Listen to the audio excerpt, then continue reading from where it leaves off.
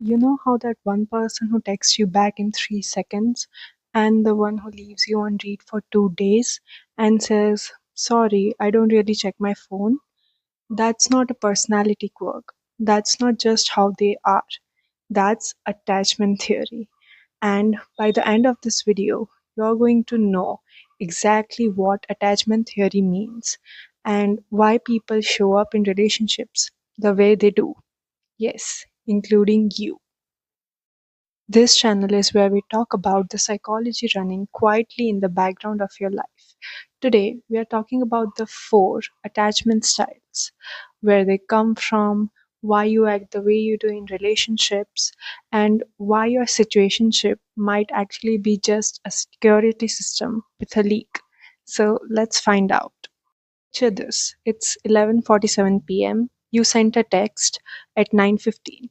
Delivered, not read. Person A is spiraling, rereading the last five messages, wondering what they did wrong, already drafting an apology for something that hasn't even happened yet. Now, person B genuinely forgot their phone existed. They are not anxious. They are not thinking about you at all. And honestly, no, that's not an insult. That's just how they are, their default setting.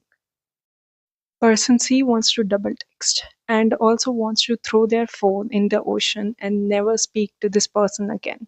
Both feelings at the same time.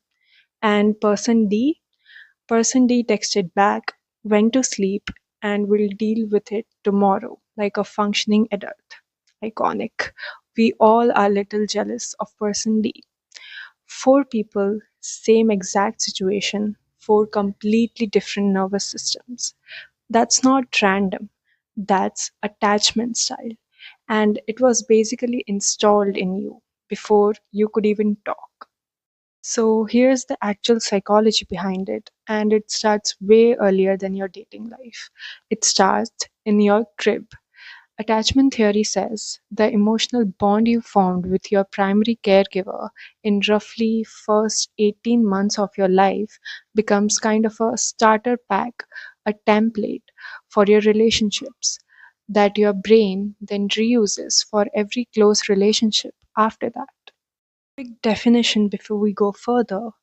Attachment style is the characteristic way people relate to others in close relationships, heavily shaped by self worth and trust, and it's theoretically tied to how securely someone bonded with caregivers as a child.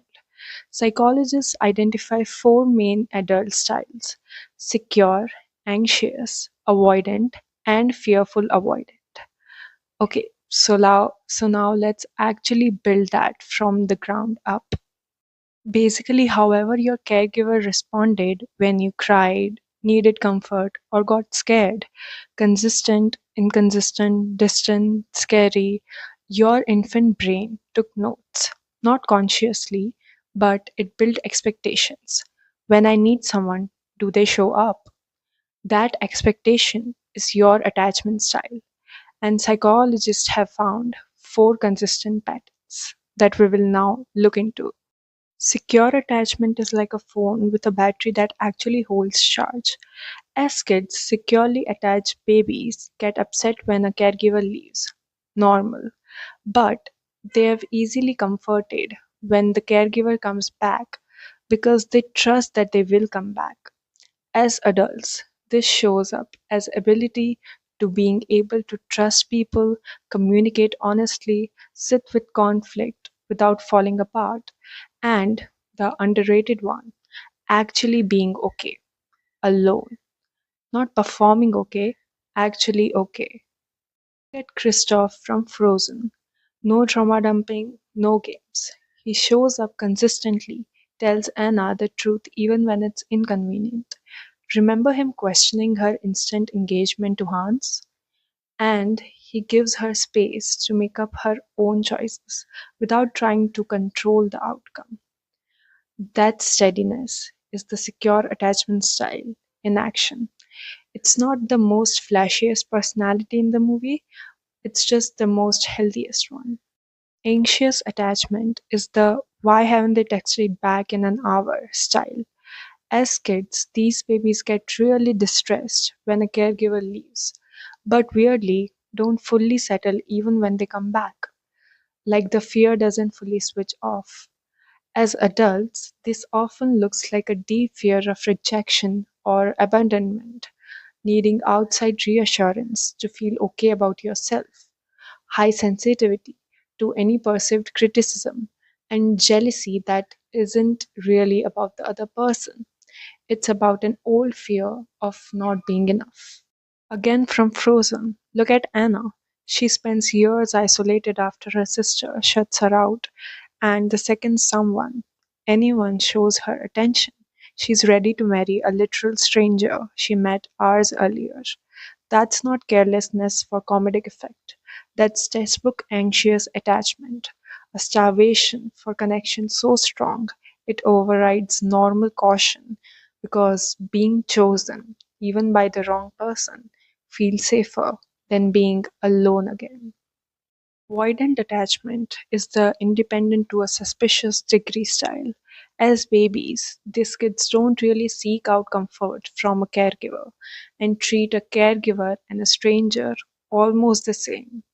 Emotionally, they learn that needing someone doesn't really pay off, so why bother?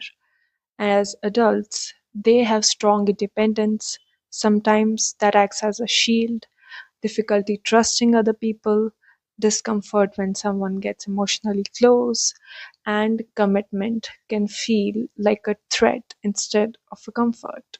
Classic example is our summer theme from 500 Days of Summer. She says it herself practically in the trailer that she doesn't believe in love, doesn't want a label, and keeps the thing casual on purpose. She's not lying or leading Tom on for sport. She's being upfront about a genuine discomfort with emotional dependency. The tragedy of that movie isn't that summer is cold, it's that Tom hears, I like keeping this casual and hope that it's temporary, when what he's actually looking at is a classic dismissive avoidant pattern stated outright. Disorganized attachments the hardest to explain because it's genuinely contradictory, and that's the whole point. These babies often had a caregiver who was sometimes the source of comfort and sometimes the source of fear. So the brain gets a mixed signal. This person keeps me safe, and this person is who I need to be safe from at the same time. As adults, this can look like craving closeness and fearing it in the same breath, pulling someone in, then pushing them away, being warm one day and being distant the next. It's not manipulation, it's two alarm systems going off at once. If you have watched all Iron Man movies, observe Tony Stark's relationship with Pepper across the franchise. He genuinely wants the connection, the proposal, the domestic life he keeps trying to build. But every time it gets real, he retreats into work, secrecy, or self sabotage, like building suits behind her back, shutting her out during his panic attacks. That's the push pull signature of fearful avoidant attachment exactly. Not indecision about wanting love, but a nervous system that treats closeness itself as a threat, usually traced back to unresolved childhood wounds, which notably the films do hint at with his father. But here's the part people skip. Your attachment style is not a life sentence. It's a pattern, not a personality trait carved into stone. Psychologists agree this can shift, especially through self awareness, new relationship experiences, and yes, therapy. You are not stuck with the wiring you got at 6 months old. So, real quick, attachment style is not about blaming your parents or making excuses for your ex. It's information. Once you know your pattern, you can actually catch yourself in the pattern instead of being run by it. If you have been sitting here going, okay, but which one is actually me? That's normal. Most people are a blend leaning one direction. Here is a well known attachment style quiz you can do to figure out which is your style. So you can actually find out with something backed by psychology, not just a vibe check. If you have reached till the end, thank you so much for watching. Make sure to subscribe to join me in this journey ahead. Bye bye.